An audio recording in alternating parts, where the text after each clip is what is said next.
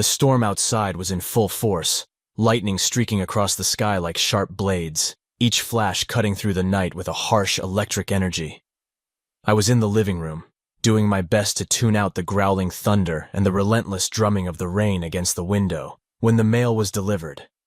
I wasn't expecting anything out of the ordinary, just the usual bills and junk mail, but one envelope stood out. It wasn't uncommon for us to receive odd pieces of mail from time to time, but this one felt different. It was addressed to Rachel, my wife, with elegant, precise handwriting that seemed oddly familiar. The return address was from a lab I didn't recognize.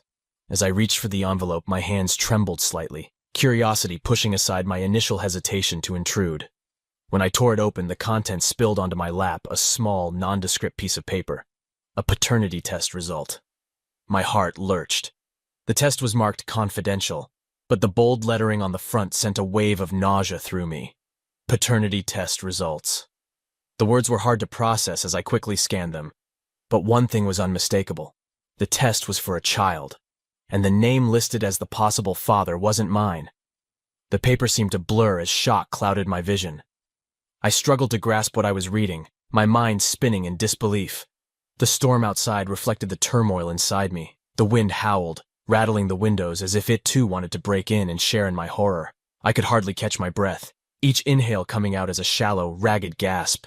My thoughts raced, colliding with one another as I desperately tried to make sense of this unwelcome revelation in our lives. I knew I had to confront Rachel. The weight of what I had just uncovered hit me, and I realized this was far beyond a simple misunderstanding. This was a betrayal on a scale I could barely comprehend. I could only hope that when I confronted her, she'd have an explanation. A reason that could somehow make sense of this twisted situation. But deep down, I feared no explanation could ever undo the damage this revelation had caused. The storm outside seemed to intensify, echoing the storm within me as I braced myself for the confrontation that awaited. The rain pounded relentlessly, matching the rapid thudding of my heart. I stood in the kitchen, gripping the counter as if it might somehow steady me against the storm of emotions raging inside. Rachel had just walked in, her face illuminated by the soft glow of the kitchen light. She looked exhausted, her features worn from a long day. But the moment her eyes landed on the envelope sitting on the counter, her expression shifted to one of confusion. "What's this?" she asked, a note of irritation in her voice as she reached for the envelope. Her eyes widened as she took in the contents, the paternity test results. I could hardly look her in the eye, my hands trembling as I fought to keep myself composed.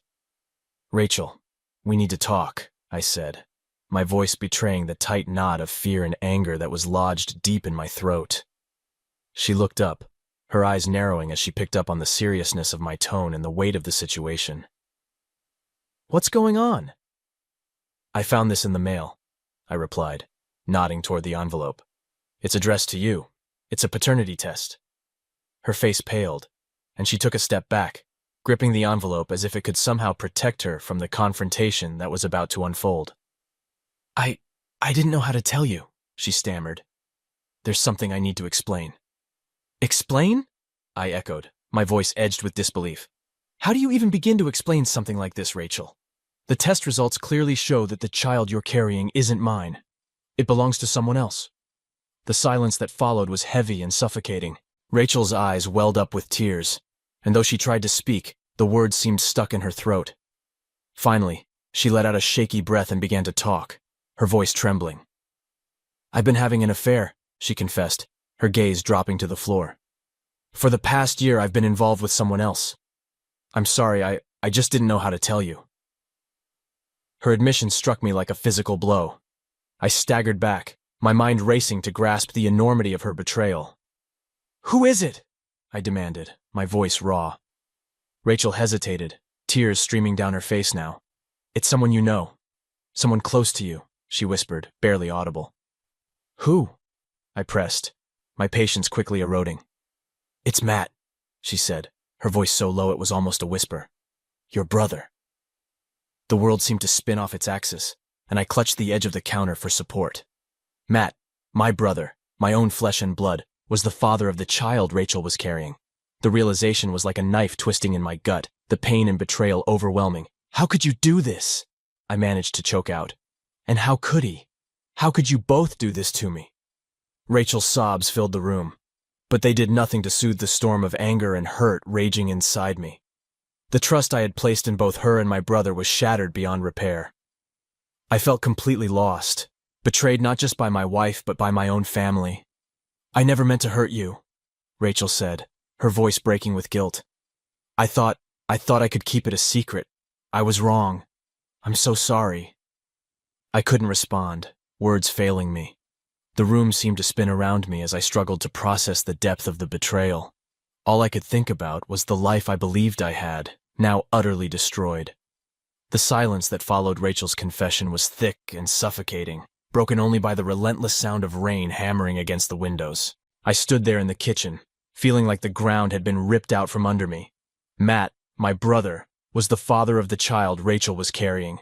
The realization hit me like a freight train, leaving me unable to think straight. "I need to see him," I finally said, my voice cold and steady despite the whirlwind of emotions swirling inside me.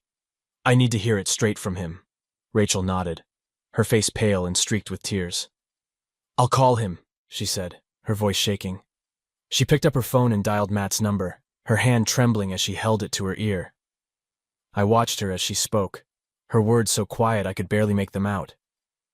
Matt arrived about an hour later, the tension in the house so thick you could cut it with a knife. He walked in, his face a mix of guilt and apprehension. The moment he saw me, his expression shifted to one of deep anguish and regret. He seemed to grasp the seriousness of the situation all too well. "Hey, man," Matt said quietly, his voice heavy with sorrow. I'm sorry. I didn't know how to fix this." I cut him off, my tone sharp. "I'm not interested in excuses. Just tell me why." Matt let out a deep sigh, running a hand through his hair. "It started as a mistake," he admitted, his voice cracking. "I never intended for things to get this complicated.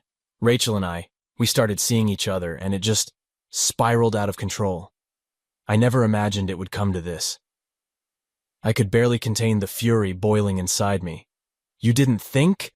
I snapped. "You didn't think about how this would destroy me? About the fact that you were betraying your own brother?" Matt looked down, unable to meet my eyes. "I know," he muttered. "I'm sorry. I should have put an end to it before it got this far." His words hung heavy in the air. The betrayal wasn't just from Rachel, but from Matt, the one person who was supposed to have my back, the one person I trusted completely. That trust was shattered, and I couldn't see how it could ever be restored. "You know, Matt," I said, my voice breaking, "I thought we were family. I thought we were supposed to look out for each other. And now you've taken everything that mattered to me and thrown it away." Matt's eyes were filled with remorse, but his apology did little to ease the searing pain. "I'm truly sorry. I know there's nothing I can say to make this right, but I hope, in time, you might find it in your heart to forgive me." Forgiveness seemed like a distant, unattainable concept, far removed from the agony I was feeling. The reality was that nothing would ever be the same. My relationship with Rachel was beyond saving, and the bond I had with Matt was broken beyond repair. As Matt walked out of the house, I was overwhelmed by a profound sense of loss. The family and life I once knew were now tainted by betrayal and heartbreak. Rachel and I were left standing in the wreckage of what used to be a stable, loving relationship, and I had no idea how to move forward from this shattered reality. In the days that followed, the house felt emptier than ever before. The walls seemed to close in around me, amplifying the silence that filled every room. Rachel and I had barely spoken since that confrontation, and when we did, our conversations were strained, weighed down by unspoken pain. The storm that had raged outside might have passed, but inside, the emotional tempest was far from over. I spent most of my days alone, wrestling with the aftermath of the revelation. The weight of the betrayal bore down on me, and every corner of the house seemed to echo with memories of happier times. I found myself wandering from room to room, unable to focus on anything, unable to find comfort in the familiar surroundings that now felt so foreign. One evening, I found myself sitting at the kitchen table, staring blankly at the paternity test results that lay before me. The paper seemed to mock me, a stark reminder of the lies and deceit that had turned my life upside down. I ran my fingers along the edge of the envelope, still struggling to grasp the full extent of what had happened. Rachel walked in, her face tired and worn. She hesitated at the doorway, unsure whether to step forward or turn back. "Can we talk?" she asked softly. I nodded, too drained to put up a fight. "Sit down," I said, gesturing to the chair across from me. She sat down, her eyes darting nervously. "I know I don't have the right to ask this, but I want to explain more. I need you to understand why it happened." I leaned forward, my face a mix of anger and resignation. "I don't think there's anything you can say that will make me understand or forgive what's happened, Rachel." She nodded, tears welling in her eyes. "I know, but I owe you an explanation. The affair, it wasn't just about physical attraction. It was more about how I felt emotionally. I felt like we were growing apart, like you didn't see me anymore. Matt was there, and he made me feel valued, noticed." Her words felt like a knife twisting deeper into an already open wound. "So this was about feeling valued," I replied bitterly. "You didn't consider that betraying me, your husband, would have consequences?" "I wasn't thinking clearly," she admitted, her voice shaking. "I was selfish and made a terrible mistake. I never wanted to hurt you, but I let things spiral out of control." I leaned back, my head spinning with a mix of emotions. "And now? What do we do now? Where do we go from here?" Rachel's shoulders sagged, and she looked down at her hands. "I don't know. I'm willing to do whatever it takes to make amends, but I understand if you can't ever forgive me. I just want you to know that I'm sorry, and I'll always be here to support the child, even if it means stepping away from our marriage." Her words felt empty, and though I could see the desperation in her eyes, the damage was already done. The trust we once had was shattered, replaced by a chasm of betrayal and hurt that seemed impossible to bridge. "I need time," I said, my voice barely audible. "I need time to figure out what to do next. I can't make any decisions right now." Rachel nodded, tears streaming down her face. "I understand," she said. "Take all the time you need. I'll be here if you want to talk or need anything." As she left the room, I was once again left alone with my thoughts. The emotional wreckage was overwhelming, and the future felt uncertain. I knew I had to find a way to rebuild my life, but I had no idea where to begin. The betrayal had shattered my sense of security and trust, leaving me to pick up the pieces of a life that had been irrevocably altered. Days turned into weeks, each one blurring into the next as I struggled to come to terms with this new reality. The house, which once felt like a sanctuary, now seemed more like a prison. I found it nearly impossible to focus on anything beyond the constant ache of betrayal and confusion. The pain was so pervasive that imagining a life beyond the current turmoil felt impossible. One afternoon, I received a call from a lawyer's office. The message was brief. A meeting had been scheduled to discuss the legal aspects of our impending divorce and the division of assets. I had been avoiding dealing with these matters, clinging to a faint hope that things might somehow improve, but it was clear that I needed to face the inevitable. When the day of the meeting arrived, I drove to the lawyer's office with a heavy heart. The drive was a blur, my thoughts consumed by everything that had happened. I parked and walked into the building, a sense of numbness settling over me. Inside, the lawyer greeted me with a somber expression. "Mr. Thompson, thank you for coming," she said, extending her hand. "I know this is a difficult time for you." I shook her hand, my mind racing with questions. "Yes, thank you for meeting with me. I suppose we should get started." She nodded and led me into her office, where we sat down at a large desk covered with documents. "First, let's go over the assets and liabilities that need to be addressed," she said, opening a file. "We'll need to determine how to divide everything fairly." As we went through the paperwork, my mind kept drifting to the child Rachel was carrying. The realization that Matt was the father added another layer of complexity to an already painful situation. How would this impact everything moving forward? How could I reconcile the fact that the child was both my niece or nephew and a product of the betrayal that had shattered my world? The lawyer continued to discuss various legal aspects, but I struggled to concentrate. The emotional weight of the situation made it difficult to focus on the practical matters at hand. "What about custody of the child?" I asked, my voice heavy with the strain of the past few weeks. "That's a significant issue," the lawyer replied. "Given the circumstances, it's important to address this carefully. You'll need to consider the child's best interests and what arrangements will be in place for their future. The discussion about custody brought back painful memories of Rachel and Matt. The thought of dealing with them in a legal capacity was daunting, but I knew I had to confront these issues head-on. I took a deep breath and nodded, determined to navigate this painful process with as much dignity as I could muster. After the meeting, I made my way back to the car, feeling a mix of exhaustion and resignation.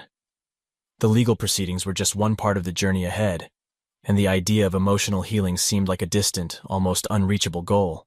I knew I needed to talk to Rachel again, but this time, it was about more than just trying to understand her betrayal. It was about figuring out the future. When I got home, Rachel was waiting for me. Her eyes were red, and it was clear she had been crying. "How did it go?" she asked softly, her voice filled with apprehension. "It went," I replied, trying to keep my tone neutral. "There's a lot to sort out, but we're moving forward." Rachel nodded, her shoulders slumping in defeat. "I know this is incredibly hard for you, and I'm truly sorry for everything. I want to do what's best for everyone, especially the child. If there's anything I can do to make this easier, please let me know." Her words were sincere, but they did little to ease the turmoil raging inside me. The process of untangling our lives had just begun, and the road ahead was filled with emotional and legal challenges. As I looked at her, I realized that despite the pain, we had to find a way to navigate this new reality and figure out how to move forward with our lives, no matter how difficult it might be. As the days grew colder and autumn settled in, the chill seemed to take up residence in my heart as well. The reality of the situation was sinking in, and the weight of betrayal felt heavier with each passing day. The house, which once felt like a warm and welcoming home, now seemed like a cold, empty cavern, echoing with memories of a past that felt distant and almost unreachable. One evening, as I was sifting through some old family photographs, searching for a shred of normalcy in the midst of the chaos, I came across a photo album that had been tucked away on a high shelf. I hadn't looked at these pictures in years, but something compelled me to revisit them. The photos captured snapshots of happier times, Rachel and I at various family gatherings, smiling faces, and moments of genuine joy. As I flipped through the pages, each image felt like a painful reminder of what had been lost. I paused on a picture of Matt and me at a family barbecue, our arms around each other, both of us smiling broadly. The contrast between that day and the situation we now faced was stark. The memory of that day was bittersweet, overshadowed by the betrayal that had since unfolded. The sound of the doorbell startled me, pulling me from my thoughts. I went to answer it, and there stood Matt, his face etched with deep lines of remorse and anxiety. "Can I come in?" he asked, his voice hesitant. I hesitated, torn between the urge to slam the door in his face and the curiosity to hear what he had to say. After a moment, I stepped aside, allowing him to enter. We moved into the living room, and he sat on the edge of the couch, his posture rigid and uneasy. "Thanks for seeing me," Matt said, his eyes sweeping over the room, taking in the photographs on the walls and the memories they held. "I know things have been rough, and I wanted to talk to you, to try and make amends." I sat down across from him, my gaze locked on his face. "Make amends? After everything that's happened? Do you really think that's possible?" I asked, my voice edged with bitterness.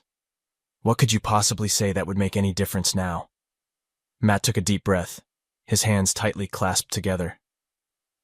"I know I can't undo the past or fix what's been broken, but I wanted to apologize. I wanted to explain why things unfolded the way they did." I leaned forward, my patience running thin. "You've had plenty of time to explain, Matt. But go ahead. What's your excuse this time?" He looked down, his eyes clouded with regret and sorrow. It started gradually. Rachel and I, we had this connection, something that felt real and intense. I thought I could handle it, that it wouldn't affect our family. But I was wrong. I got caught up in something I should never have allowed to happen. "Caught up?" I echoed, my frustration boiling over. "This wasn't some fleeting mistake, Matt. This was a deliberate betrayal, not just to me, but to our entire family." Matt's shoulders slumped. I know, and I'm sorry. I never intended for things to turn out like this. I was selfish and foolish, and I let my own desires blind me to the consequences. The room was heavy with silence, and though I could see the pain in Matt's eyes, no amount of remorse could erase the betrayal. Do you even grasp the full impact of what you've done? I asked, my voice trembling. The trust that's been shattered? The relationships that have been destroyed? Matt nodded, tears brimming in his eyes. I do. And I'm so sorry for all the pain I've caused. I want to make things right.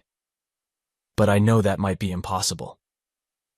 As we sat in the living room, surrounded by the remnants of a life that had once been filled with love and trust, I struggled to come to terms with the depth of the betrayal. The emotional scars were deep, and the road to healing seemed overwhelming. I don't know how to move forward from here, I said quietly. I don't know if I can ever forgive you, or if I can ever trust you again. Matt's expression was filled with profound sadness. I understand. I know it's going to take time, if it happens at all. I just hope that someday you can find it in your heart to forgive me. As he left, I was once again left alone with my thoughts. The betrayal had left a gaping wound that seemed impossible to heal. The future felt uncertain, and the road ahead was filled with challenges. I knew I had to find a way to navigate this new reality, but the emotional weight of the situation made it feel like an insurmountable task. The journey to rebuild my life and find some semblance of peace was just beginning, and the path ahead was fraught with pain and uncertainty. In the weeks following Matt's visit, life felt like an endless cycle of negotiations and emotional turmoil. Each day was a struggle to maintain some semblance of normalcy, while constantly grappling with the deep sense of betrayal that had become my constant companion. Rachel and I continued to navigate the legal and emotional complexities of our situation. Our conversations were mostly about practical matters, how to divide our assets, the arrangements for the child, and the logistics of our impending separation. It was a stark contrast to the emotional closeness we once shared. The love that had once bound us together seemed like a distant memory, overshadowed by the harsh reality we now faced. One evening, as I sat at the dining table reviewing financial documents, Rachel walked in, her face pale and drawn. "We need to talk," she said, her voice quiet and tense. I looked up from the papers, sensing the seriousness in her tone. "About what?" She took a deep breath and sat down across from me. "About the future and the decisions we need to make regarding the child." I nodded, feeling a sense of dread creeping in. "What about the future?" Rachel hesitated, then spoke with a mix of resignation and determination. "I've been thinking a lot about what's best for the child, and I've come to realize that we need to be honest about our situation. This isn't just about dividing assets or handling legal matters. It's about the kind of future we're creating for this child." Her words struck a chord. The idea of bringing a child into this fractured situation felt both heartbreaking and overwhelming. "What are you suggesting?" I asked, trying to keep my voice steady. "I think we need to establish a clear plan," Rachel said. "We have to make sure the child's needs are met, regardless of what happens between us. I want to ensure that this child has a stable environment and that we both take responsibility." I looked at her, feeling a pang of sadness. "I agree that the child's well-being should be our top priority, but how do we do that, given everything that's happened?" Rachel reached across the table and took my hand. "We need to work together, even if it's difficult. We have to set aside our personal grievances and focus on what's best for the child.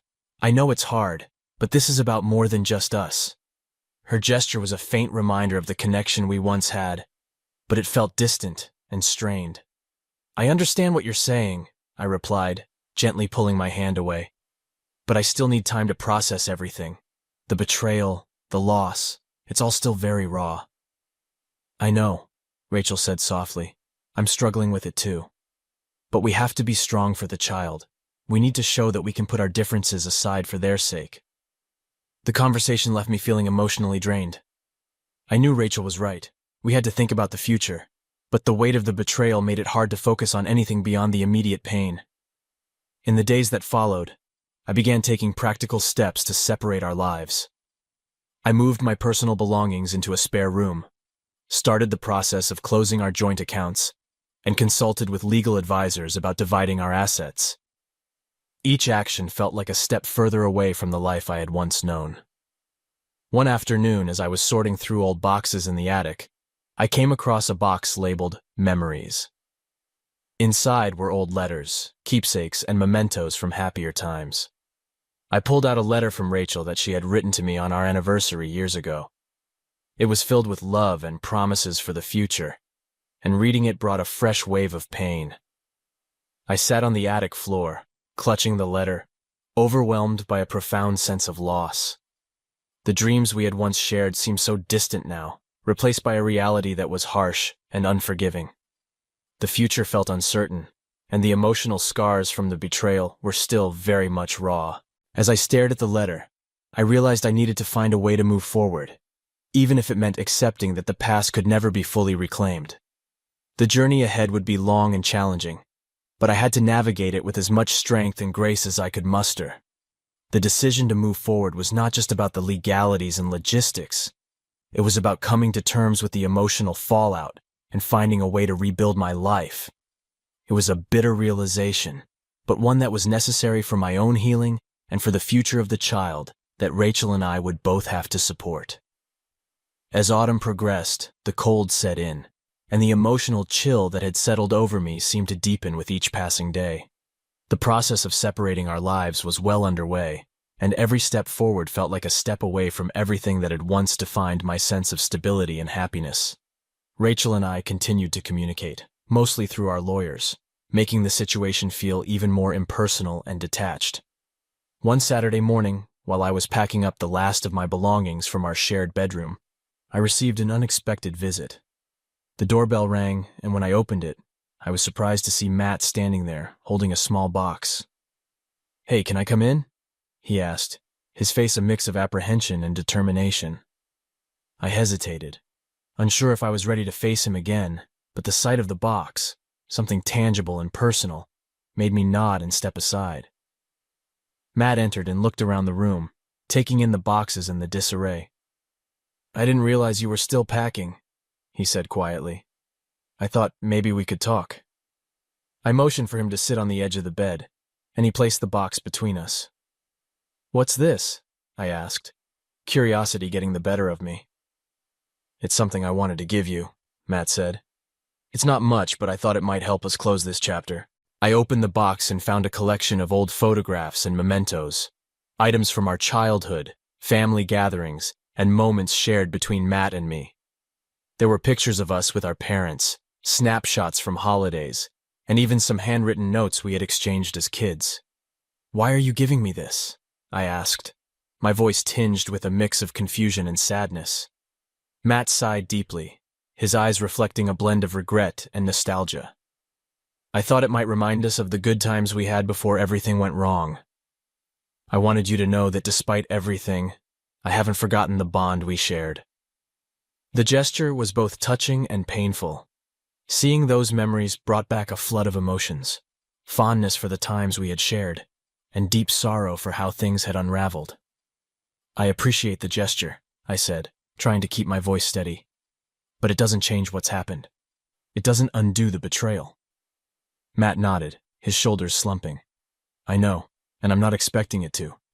I just wanted you to know that I'm deeply sorry for everything. I've messed up, and I've lost something precious." We sat in silence, the weight of the past hanging heavy in the air. The photographs and mementos were a stark reminder of what had been lost: innocence, trust, and the bond that had once been so strong. "I've been trying to come to terms with everything," I finally said. "It's been hard to accept that the past is gone, and that our relationships have changed so drastically." Matt looked at me with profound sadness in his eyes. "I wish things could be different. I wish I could turn back time and undo the damage I've caused, but I know that's impossible." As we spoke, I realized that while the past couldn't be reclaimed, there was an opportunity to find a path forward. The road ahead was uncertain, but it was crucial to focus on healing and rebuilding my life. "Thank you for bringing the box," I said, standing up and offering a small, genuine smile. "It means a lot, even if it doesn't change things. I need to focus on moving forward and finding a way to rebuild." Matt stood as well, nodding in understanding. "I get it. I hope you can find some peace and, eventually, maybe even forgiveness.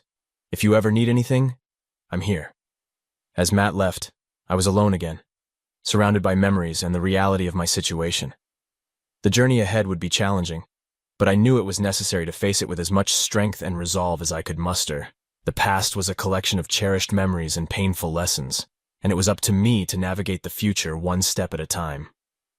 As November gave way to December, the first signs of winter began to show. The air outside was crisp and cold, a stark contrast to the storm brewing within me.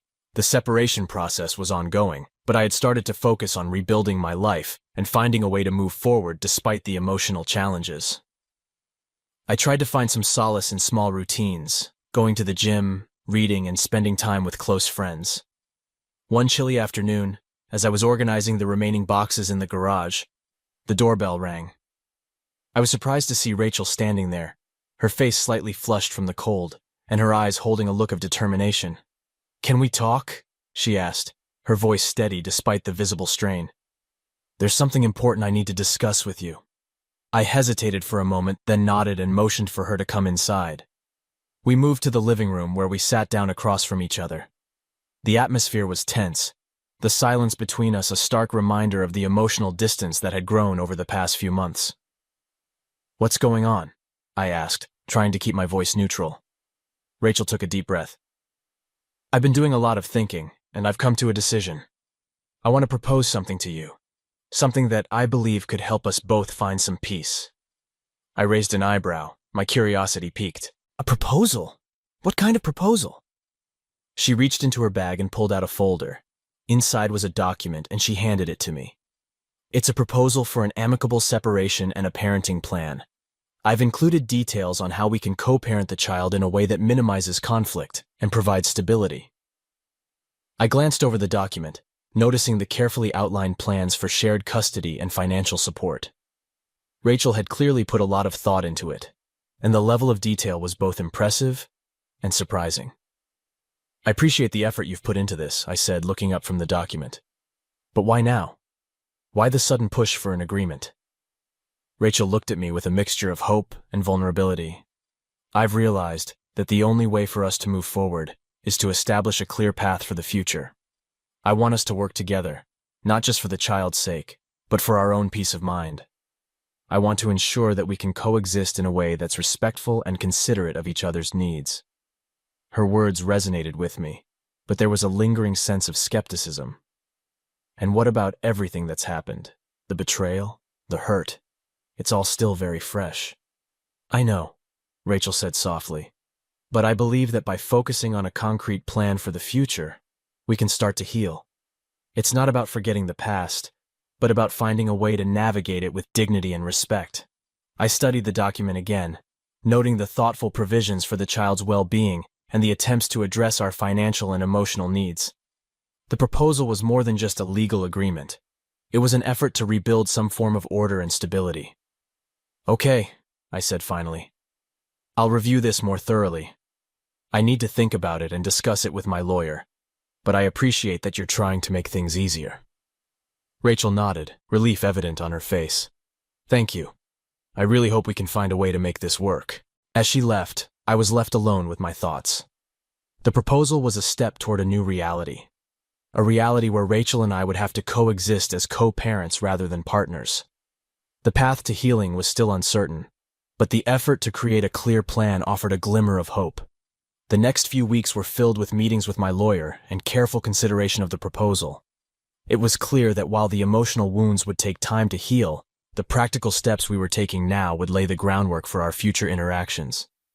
Navigating the complexities of our new relationship was daunting, but I resolved to approach it with as much patience and grace as I could muster.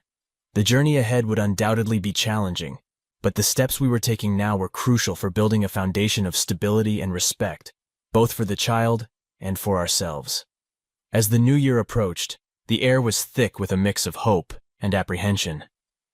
The process of untangling our lives was nearing its end, and the focus had shifted from the immediate pain of betrayal to the future that lay ahead. Rachel and I had reached an agreement on the separation and the parenting plan, and while the past couldn't be changed, the new year offered a chance to start fresh. The day before New Year's Eve, I sat in my new apartment, a modest but comfortable space I had recently moved into. The room was still sparsely furnished, with a few personal touches to make it feel like home.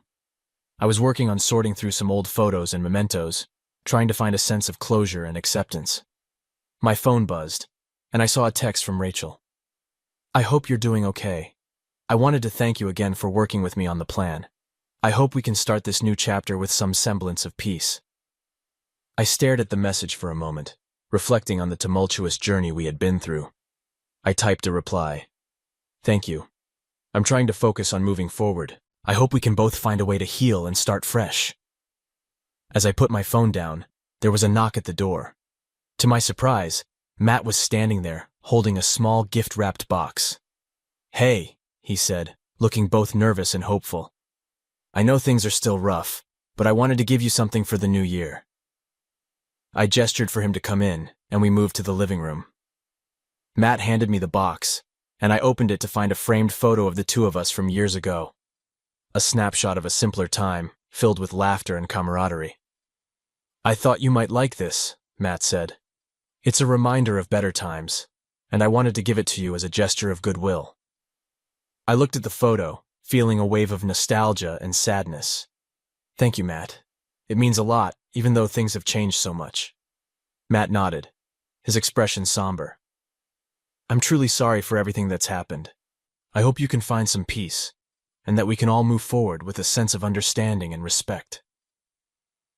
We shared a moment of silence, the weight of the past still lingering but softened by a sense of resolution. It was a small gesture, but it symbolized a step toward healing and acceptance. As the evening approached, I prepared to celebrate New Year's Eve alone.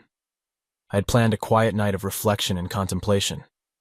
I made myself a simple meal, poured a glass of wine and sat by the window, watching the city lights twinkle against the dark sky. When the clock struck midnight, I raised my glass in a toast to the new year. It was a moment of both reflection and anticipation. The past year had been filled with pain and upheaval, but it had also been a year of growth and resilience. The challenges I had faced had made me stronger, and I was determined to approach the future with a renewed sense of hope. The following morning I received a call from Rachel. "Happy New Year," she said, her voice gentle. "I wanted to wish you well and let you know that I'm hopeful for what lies ahead." "Happy New Year," I replied. "I'm hopeful too. Let's make this year about moving forward and finding peace." As we spoke, I felt a sense of closure beginning to take shape. The past year had been marked by betrayal and heartbreak, but it had also been a period of profound personal growth. The path to healing was still ongoing, but the new year represented a chance to build a new beginning. The road ahead would be challenging, filled with moments of reflection and adjustment. But I was ready to embrace it, armed with the lessons learned and the strength gained from overcoming adversity. The future was uncertain, but it held the promise of new opportunities and the potential for healing. As I looked out at the brightening horizon, I felt a renewed sense of hope. The journey had been painful, but it had also been transformative. The new year was a blank slate, and I was ready to write the next chapter of my life with resilience and optimism.